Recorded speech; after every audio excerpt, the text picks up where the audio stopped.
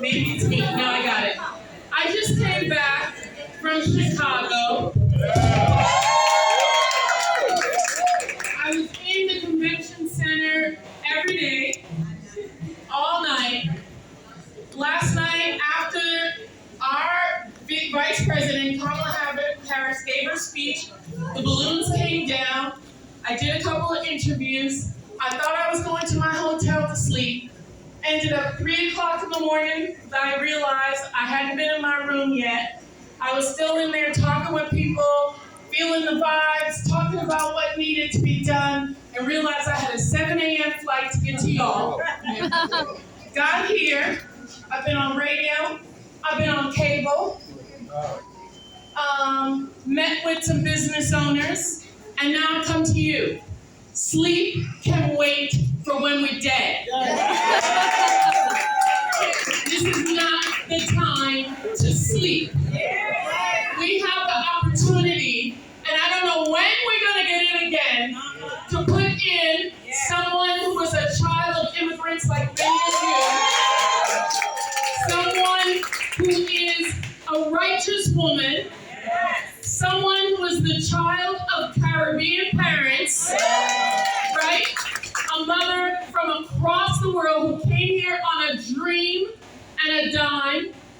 How many of you have parents who came here for a dream for you? For you. How many of you have that dream for your children, your niece, your nephew, the next generation? Yes. We've got an SOB, a son of a bitch who's trying to take it away from you.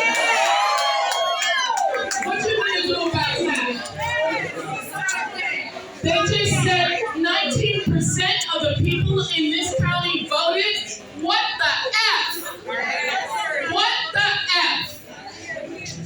You gonna let that stand? You gonna let that stand? People died for that ability to vote. There are people who are dead, who's got their head busted open. I was blessed as a member of Congress to often sit next to John Lewis. One of the most humble, quiet men. That man at 19 years old thought it not robbery to almost give up his life for us, along with so many other people. He would remind us on a regular basis that he was one of many. One of many. He just had opportunities that the others didn't, but one of many, to ensure that we have opportunity. Last night, Kamala Harris talked about opportunity economics. That's what she wants to bring in. Not to necessarily give everything to you, but open the door for opportunities, for home ownership. How many people know about parents scraping money together, putting money together for a down payment for a house, then mortgaging that house so that you could go to school, so that a cousin could go to school, get a loan so somebody else could start a business? That is wealth. Home ownership is economic wealth. That's what separates Black people from white people primarily in this country. That's an area she wants to work on. In this last administration, President Biden, $16 billion to HBCUs. Congress had put in money for HBCUs under the Trump administration, and he zeroed that out.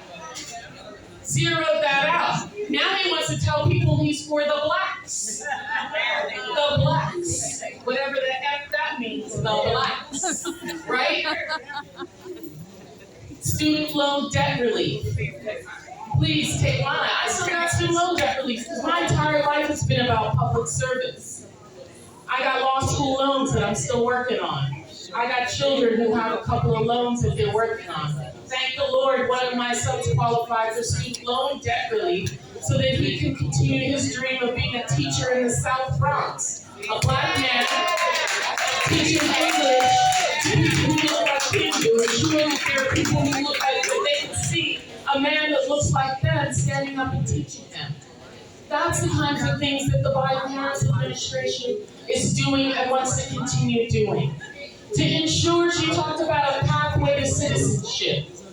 Ensuring that people who come to this country have the ability to become productive citizens, to not stay in the background, to not have their children go and try and take care of business with them.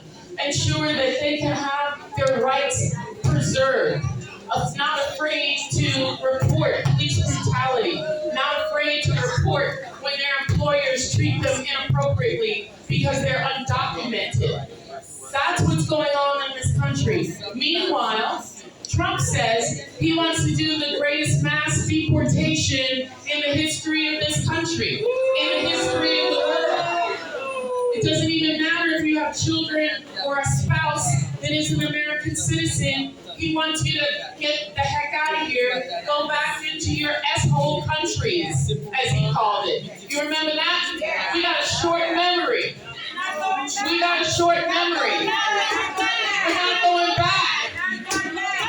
not going back. And the only way we're not going back is if you all come out. You all come out and do what needs to be done. So I represent the Virgin Islands of the United States and the U.S. House of Representatives. But I represent all Caribbean islands when I'm up there. There are other sisters, other brothers who are out there fighting. Many of you may not know Stephen Horsford, who represents Las Vegas, is a Trini. Always stand up for the Trinis. You got Yvette Clark in Brooklyn. Both her parents are Jamaican. You got right here Sheila Sherfless McCormick. You're a Haitian sister. Frederica Wilson, a Bahamian sister. People don't know, God rest her, Sheila Jackson Lee, who just passed, was a family from Jamaica through Panama. We are all over Congress. We're fighting for you.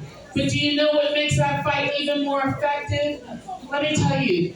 I'm a member of Congress, and I know that if 10 people call my office about a particular issue, that means that there's probably 300 people who are interested in that issue. And if I don't answer that issue, I may not get those 300 votes the next time around.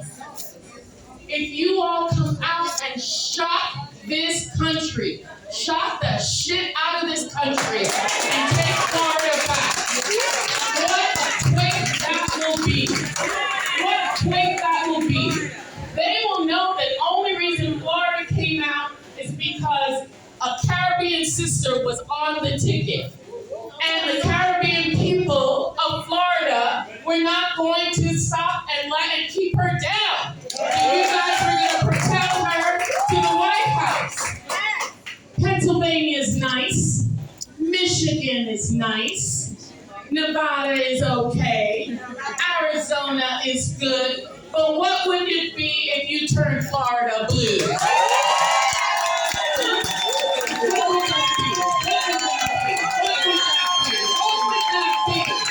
What would that be at night if they found out Florida was blue? Right? You got the opportunity not only of putting in Kamala Harris, but changing and getting that man, Rick Scott, the freak out of the Senate. This is the man who said he wants to get rid of Social said he wanted to get rid of it, was part of the group of individuals who tanked an immigration bill that would have created secure borders and a pathway to citizenship for so many people. What would happen if we are able to keep the Senate as well? Because we know that there are potentially 1, 2, 3 Senate confirmations of Supreme Court justices coming up. They done already tried to take out Roe v. Wade. They're coming after who you want to love. They're going to come after what color you are and which job you think you're going to have. They want to talk about what you can read, how you can raise your child, what is history, what is not history, giving a president the dictatorial ability to do whatever the F he wants to do. Right? It's after 5 o'clock. I can use a couple of choice words here, right? We grown. I'm going to cover my young man's ears, please.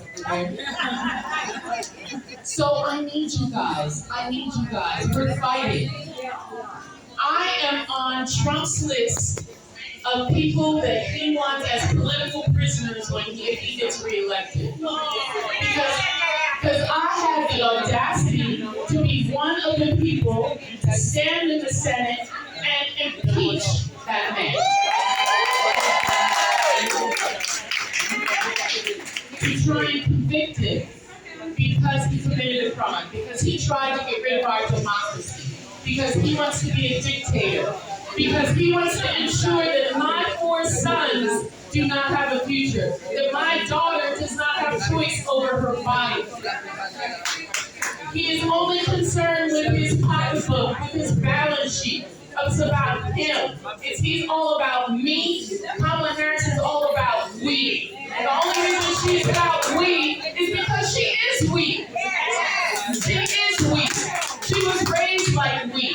He was not raised like us. He's not interested in us. Listen, I have some very wealthy friends who are very empathetic, who understand that their wealth is on the backs of other people, who understand that they have a responsibility with their money. Not Donald Trump. Donald Trump is just looking for the next con. Let me tell you, I was born in Brooklyn, and as Mike Bloomberg said, I know a con artist when I see one. I know a hustler when I see one. I've seen that on the street, and he is straight up a con artist. Don the Con, as he was called in New York. Keep him out of the White House. Keep him out of the White House. How many of your fathers, how many of your uncles served in this country to preserve democracy across the water in other places? We need to preserve the democracy right here so that our children can have opportunities, so that you can have opportunities, so that you can start your own business, so that you can prosper, so that the work that you're doing now when you retire, Social Security will be there for you, that you'll be able to keep your pension, you'll be able to keep your home. That can only happen if we do the work. Kamala Harris can give beautiful speeches. Michelle Obama can come in her bad outfits. Barack Obama can say his smooth things. My boy Hakeem Jeffries can alliterate all he wants. But if you do not knock on doors, if you do not get people to the polls, it don't mean a thing. You need to do something. You need to do something. You need to do something. You need to do something. When we fight, we win. When we fight, we win. So I need you guys to fight. I need us to win.